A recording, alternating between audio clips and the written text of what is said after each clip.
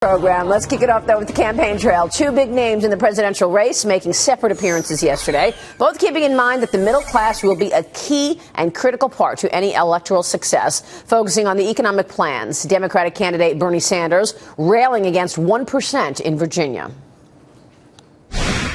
We are the wealthiest nation in the history of the world.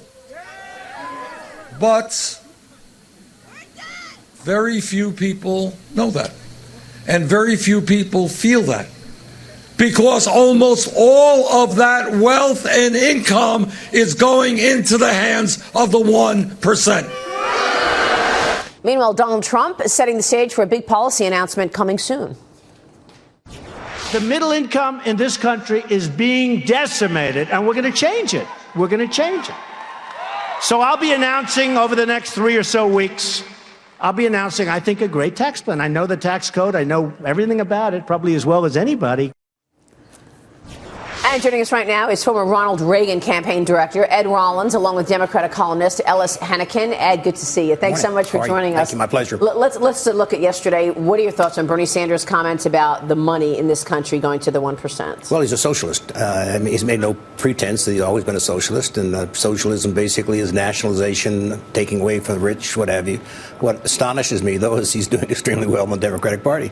It's amazing. And it's amazing, and I think there's a dysfunction going on. I've been around this business for 50 years. I've never seen any cycle ever like this. I lived through the George Wallace era. I lived through the Ross Perot era. This one is totally different. 7 out of 10 Americans today, I think, that don't want someone who's been in government. They think it doesn't work. And that's, as we have probably the best team we've ever had running for president, they're totally being dismissed. Which is why Donald Trump is resonating, and he, too, focusing on the 1%. Right.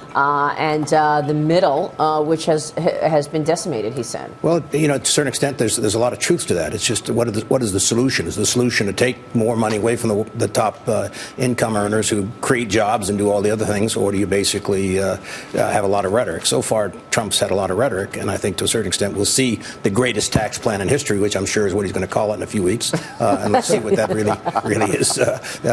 Along with the greatest bankruptcy plan in history, which is an accounting mechanism. My sense is there's a long ways to go here, but he certainly has momentum, and he's certainly making it very difficult for serious people like Bush and others their numbers have dropped dramatically. Carson's and his numbers have risen dramatically. Well, we'll see what happens in this next debate. This is also going to be critical. Ellis, how do you see it? Oh my God, his mic. Getting almost exactly the same message from the socialist Sanders and the blowhard reactionary Trump, right? Both of whom pretend to be speaking for the middle class and say we've got to do something to pull down these people at the very, very top who are hoarding all the resources. Same message from exactly opposite sides of the political spectrum. I don't remember a case like that. Meanwhile, Hillary Clinton putting on a softer side recently. We're seeing it now over and over again. What's your take on what's happening on the Dem side?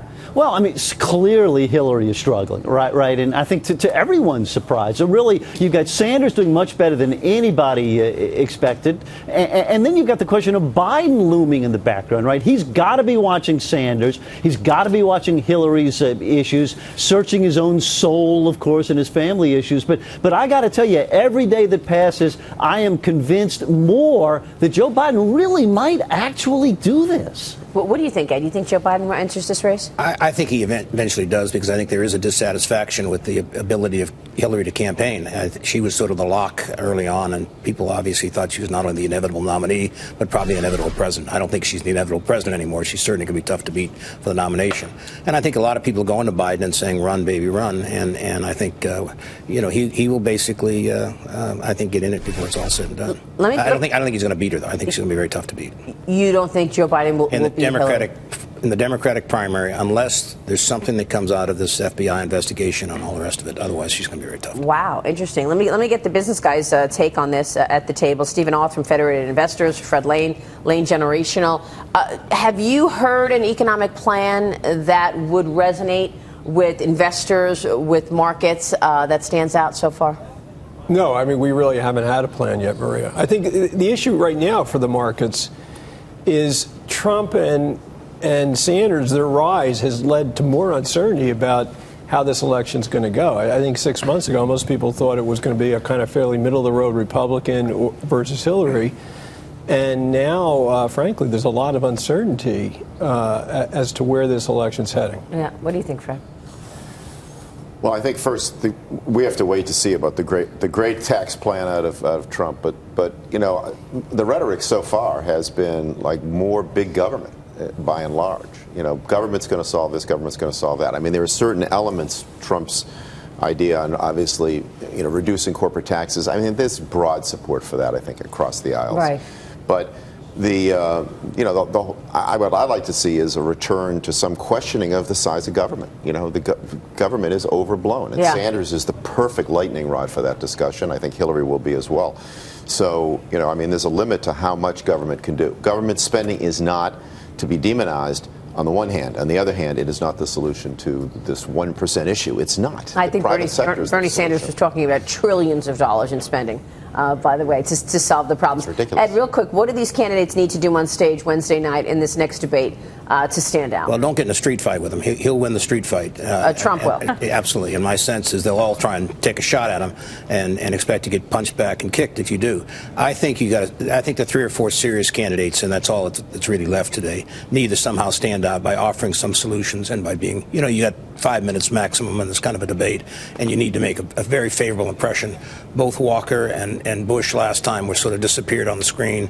Walker's now a diminished candidate, sort of on life support. Right. Bush, if he doesn't get in this game pretty quick, he's going to basically, his money is drying up, his FEC money. He's got his super PAC money, but the billionaires that you're all friendly with are not quite as anxious and excited about his candidacy as it was before. Well, that's what counts is money. Look what happened to Rick Perry. The structure of his campaign, it didn't work out so well, but we're so early, and there's a lot of other candidates we haven't touched on, Kasich, Fiorina, who are really kind of bringing a little bit more to the debate on that's a great issues. point, Joe. Yeah, and that's what we really need to watch. Ed Rollins, thanks for getting up for us this morning and coming in early. Ellis, same with you. Thank you so much for joining us. We appreciate it. We'll see you soon, Ellis Henican.